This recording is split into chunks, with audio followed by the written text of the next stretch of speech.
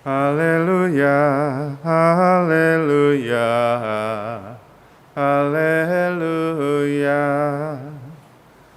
haleluya, haleluya, haleluya. Tempat ini telah kupilih dan kukuduskan, supaya namaku tinggal di sana sepanjang masa. Haleluya, haleluya, haleluya.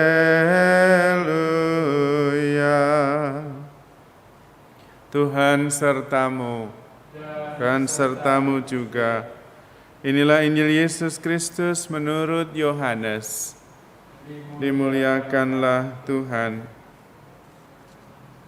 Ketika sudah dekat hari raya Paskah orang Yahudi, Yesus berangkat ke Yerusalem. Dalam bait suci didapatinya pedagang-pedagang lembu, kambing domba, dan merpati, dan penukar-penukar uang duduk di situ. Maka Yesus membuat cambuk dari tali, lalu mengusir mereka semua dari bait suci dengan semua kambing domba dan lembu mereka. Uang para penukar dihamburkannya ke tanah, dan meja-meja mereka dibalikkannya. Kepada pedagang-pedagang merpati ia berkata, "Ambil semuanya ini dari sini, jangan membuat rumah Bapakku menjadi tempat berjualan." Maka teringatlah murid-murid Yesus bahwa ada tertulis, "Cinta untuk rumahmu menghanguskan aku." Tetapi orang-orang Yahudi menantang Yesus, katanya, "Tanda apakah dapat engkau tunjukkan kepada kami bahwa engkau berhak bertindak demikian?" Jawab Yesus kepada mereka, "Rombaklah bait Allah ini, dan dalam 3 hari aku akan mendirikannya kembali." Lalu kata orang Yahudi kepadanya, 46 tahun orang mendirikan bait Allah ini, dan engkau dapat membangunnya dalam 3 hari? Tetapi yang dimaksudkan Yesus dengan bait Allah ialah tubuhnya sendiri. Sesudah Yesus bangkit dari antara orang mati, barulah teringat oleh murid-muridnya bahwa hal itu telah dikatakannya. Maka percayalah mereka akan kitab suci dan akan perkataan yang telah diucapkan Yesus. Demikianlah Injil Tuhan. Terpujilah Kristus. Saudara-saudari terkasih, hari ini adalah pesta gereja yang paling unik, karena biasanya gereja menetapkan pesta-pesta berdasarkan para santo dan santa.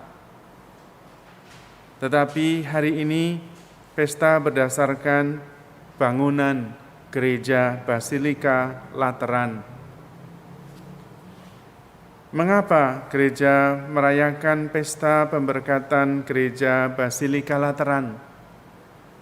Gereja Basilika Lateran dibangun oleh Kaisar Konstantinus Agung, putra dari Santa Helena. Pada waktu itu, tahun sekitar 310-315, pada saat itulah gereja mengalami kebebasan. Sebelumnya dianiaya terus, dikejar-kejar terus. Kalau beribadat itu berada di bawah tanah, berada di katakombe, di kuburan-kuburan, karena tidak boleh dan dilarang merayakan perjamuan secara terbuka.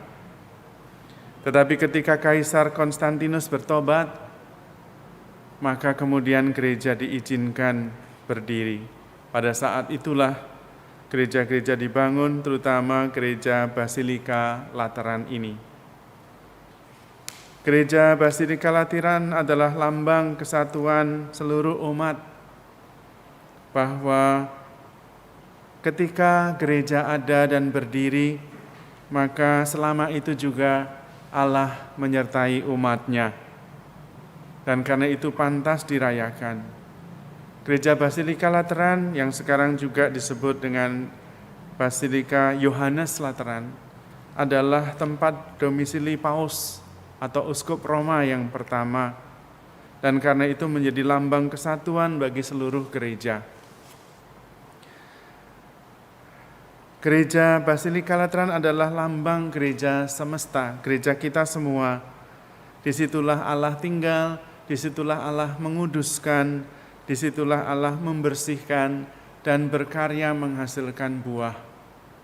Digambarkan bahwa gereja itu seperti bait Allah yang mengalirkan sumber air, yang memberi kehidupan bagi pohon-pohon, bagi buah-buah, dan selalu memberikan buah untuk makanan dan daunnya untuk obat.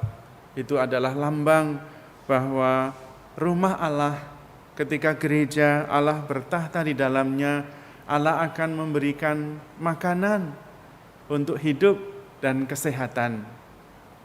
Disitulah kita diminta untuk terus datang kepada Tuhan, datang ke rumah Tuhan. Di dalam rumah Tuhan itu kita dibersihkan, kita dimurnikan. Apalagi di zaman sekarang dan di kota besar seperti Jakarta, ada begitu banyak polusi. Polusi bukan hanya tentang fisik kita, tetapi polusi tentu tentang pikiran, emosional, rohani, semuanya terpolusi oleh macam-macam pikiran dan juga godaan kota besar zaman sekarang.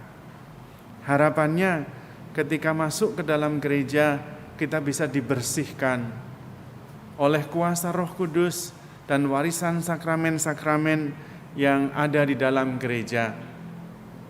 Juga dikuduskan oleh Tuhan yang terus bertahta di dalam gereja, dalam sakramen Maha Kudus.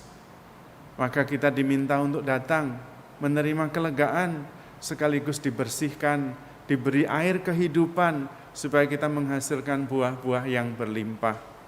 Ketika kita menghadap Allah di dalam tahtanya, di rumahnya, di dalam gereja, kita sungguh-sungguh berhadapan dengan Sang Sumber sendiri, sehingga semua yang tidak sesuai, kotoran-kotoran akhirnya dibersihkan secara otomatis karena perjumpaan kita dengan Tuhan.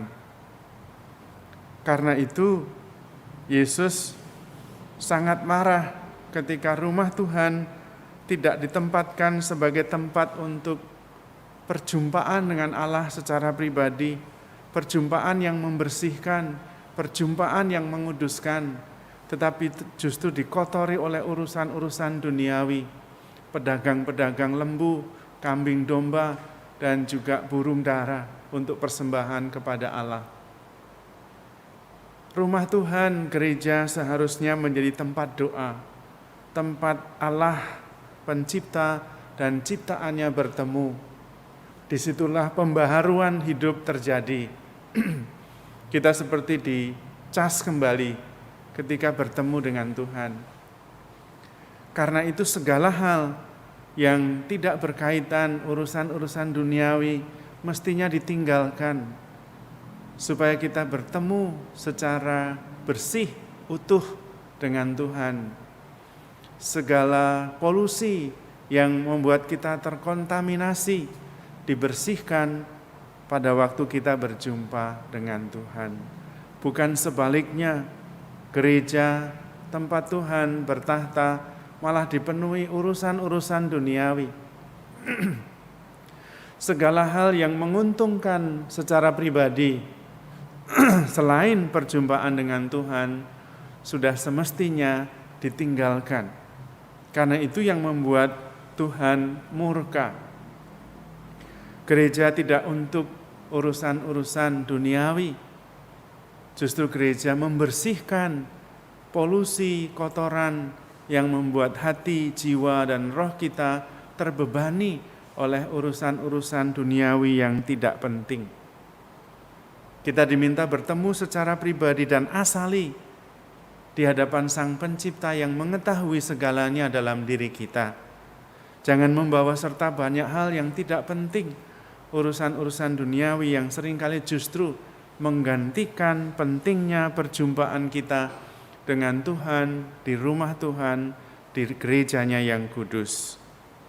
Marilah kita membersihkan diri dengan bertemu secara pribadi kepada Tuhan dan membiarkan Tuhan membersihkan diri kita, mencurai air hidup supaya kita menghasilkan buah.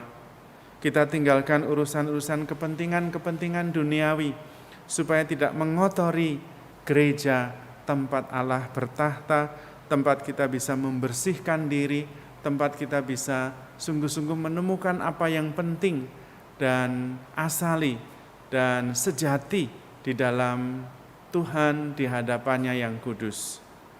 Kita mohon rahmat Tuhan supaya sungguh-sungguh menjadikan gereja sebagai tempat yang suci, tempat Allah bertahta, tempat Allah menyertai umatnya, Immanuel, sehingga setiap orang yang letih, lesu, dan berbeban berat bisa datang dan memperoleh kelegaan. Kita diterima apa adanya, tidak peduli berdasarkan apapun latar belakangnya, juga apapun dosanya, di hadapan Tuhan kita sungguh-sungguh bersih, karena Allah lah sumber air kehidupan itu, sumber kesucian. Kita mohon rahmat iman, rahmat kesucian, juga rahmat kerendahan hati untuk berani menghadap Tuhan dengan meninggalkan banyak perkara duniawi yang tidak penting dan berhenti mengotori rumah Tuhan dengan urusan-urusan dan kepentingan duniawi yang bisa menghambat kita untuk berjumpa dengan Tuhan yang menyelamatkan.